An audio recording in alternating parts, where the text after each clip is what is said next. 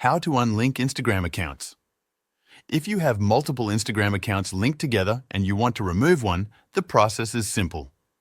First, open the Instagram app on your phone and go to your profile by tapping on your profile icon at the bottom right. Then, tap on the three-line menu in the top right corner to open the settings. From here, select Account Center. This is where you can manage linked accounts across Instagram and Facebook. Inside the Account Center, tap on Logging in with Accounts. You will see a list of your linked Instagram and Facebook accounts. Find the Instagram account that you want to unlink and tap on it. You will see an option to remove the account from the linked login system. Tap on Remove from Account Center.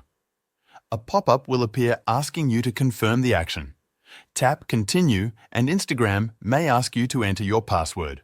Once you enter your password, confirm the action and the account will be unlinked.